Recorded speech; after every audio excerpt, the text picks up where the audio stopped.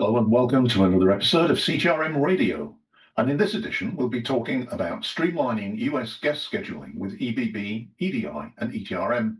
And our guest today is Aviral, Chandra of Value Creed. Nice to have him on board. Well, if you enjoy this podcast, please do share, like, and subscribe to the YouTube channel that it's posted on. This podcast is from Commodity Technology Advisory, hosted on ctrmcenter.com, your place for everything CTRM. So let's get to Aviral and talk about US gas scheduling. Why is gas scheduling still one of the most operationally fragile parts of the US gas value chain? So I believe gas scheduling is one of the most fragile part of this whole value chain is because this basically sits at the place where the actual gas is flowing through the pipelines. You can book the trades, that is all on paper, it's all commercial. You can book the trades, but the value is only when you actually able to flow the gas actually from the pipeline. So if the scheduler fails to flow or the system fails to flow that indication to the EBB platforms, your gas will not flow. And if that gas doesn't flow, the value is immediately lost. So this possesses a lot of risk in terms of um, how all these minor mistakes can cost us in total. Yeah. So how do EBB's EDI limitations and pipeline-specific rules complicate so-called straight-through scheduling?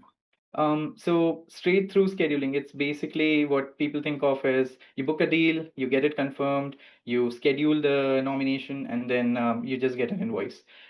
With US natural gas, it's completely different scenario. It's in a very level of depth where every pipeline, every EBB platforms, they are very different from each other. The way how the pipelines behave, the way how EBB handles, the way they send their nomination, even pooling of a nomination, like when you move a gas from one pool to another pool, that makes a lot of difference in terms of if you're getting from, I would say, let's say from Transco, and if you compare it with TETCO, this would have a very different scenario on how this would be scheduled.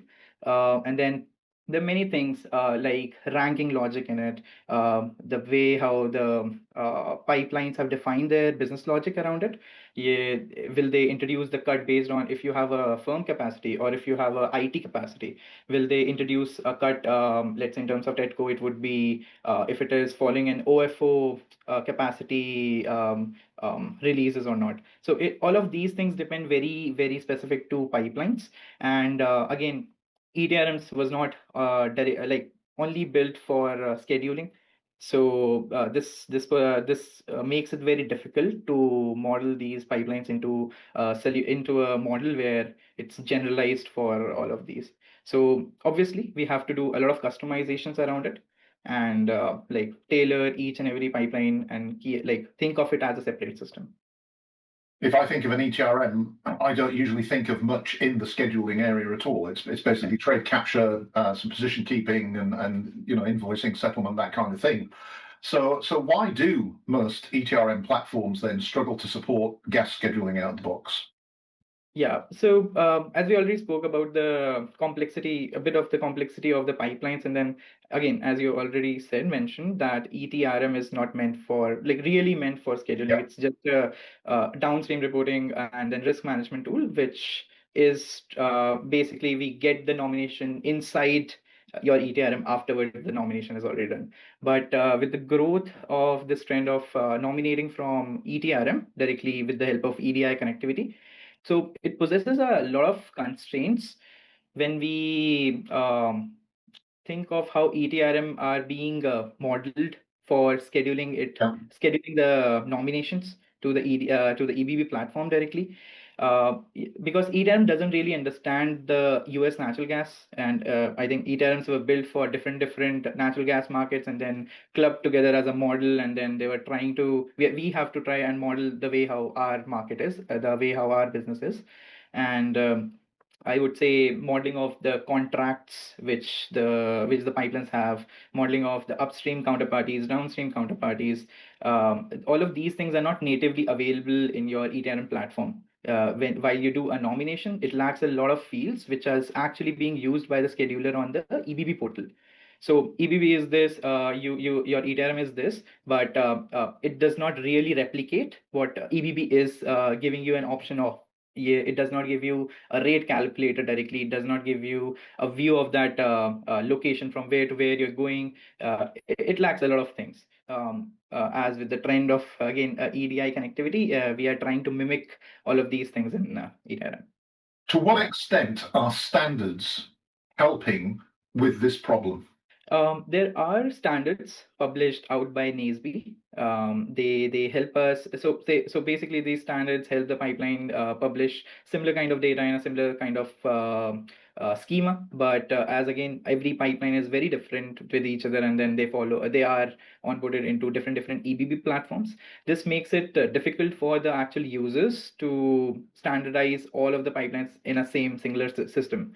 So even if we have the NASB standard, we again have to standardize all of these pipeline in your any software, whether it is EDRM, it is from scratch, out of box, and so standardization is required. Standardization does give us like error codes. So if you nominate from A to B location, you missed out on let's say one of the key things, let's say upstream ID and downstream ID.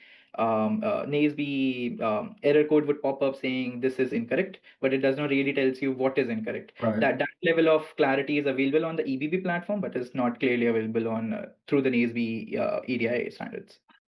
So what is it that breaks when organizations try to force a single scheduling model across all pipelines then?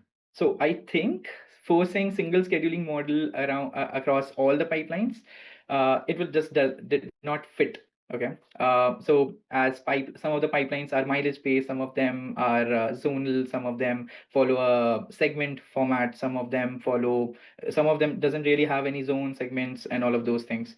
So and then some of them follow PNT model, some of them follow non-threaded, up unthreaded, and all of those things. But while we are standardizing in the ETRM system, forcing a similar kind of scheduling model will not fit in these pipelines, because the way how these pipelines operate are very different. Commercially, you can just write that you are going from location A to location B in your system, but when we talk operationally, the way how actually nomination actually works in a real scenario, it is very different. Yeah, absolutely. And how does pipeline-specific scheduling logic inside an ETRM reduce operational and key person risk? In terms of key person risk, I would say I would say key person risk possesses where you have a, let's say, senior scheduler in your company, and they possesses all of the information about the pipelines they have onboarded on. They know the strategies for that pipeline. They know how the nominations would work for what type of scenarios. They know when this particular pipeline introduces a cut on your nomination, what is your next step of actions. You know, whenever there is an imbalance, what would be the next steps. You basically know everything around it.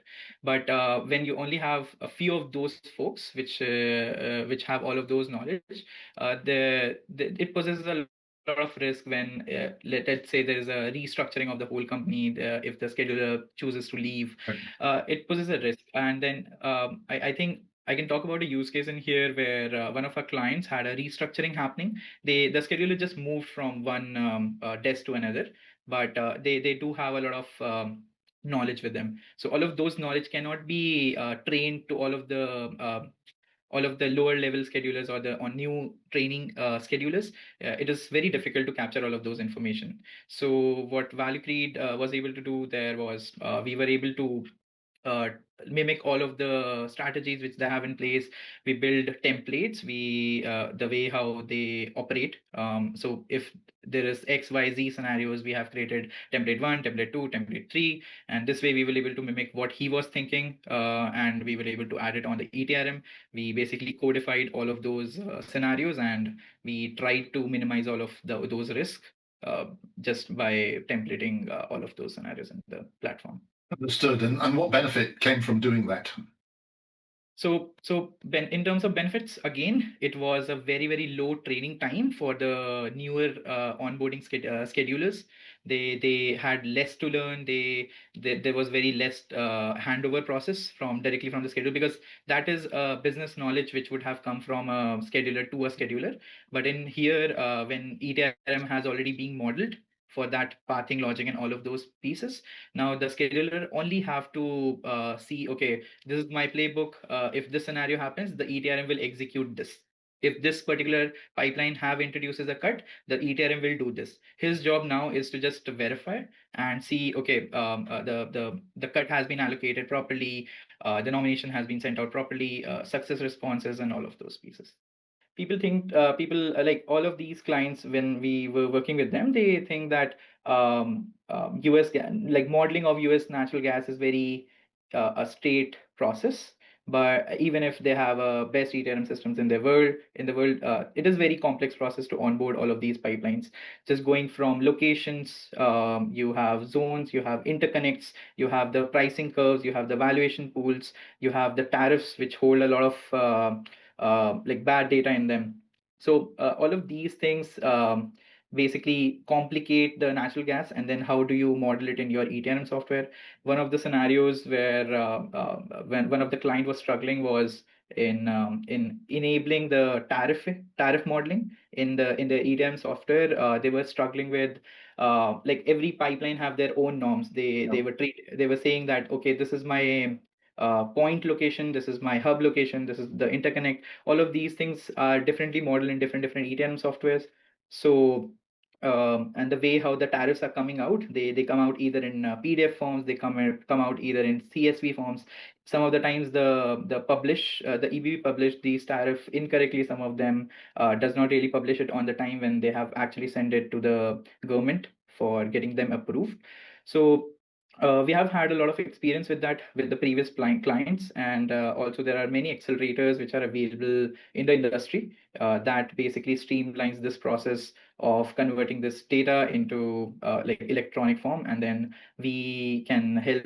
They also help in standardization of these data, and then like Value Creed have also worked with them closely, integrate all of these data solutions in your ETRM software. Do you see this as an issue? Do you see this as an implementation issue, or is this a broader thing that needs to be looked at continuously, or is a separate project? Definitely all of the EDI connectivity is a separate project. It is not something which is given out of ETRM. Yeah. It is something, an enhancement over the top of the existing model, right? I'm not calling it as an implementation issue. I am calling it as a restriction in terms of how these natural gas markets are.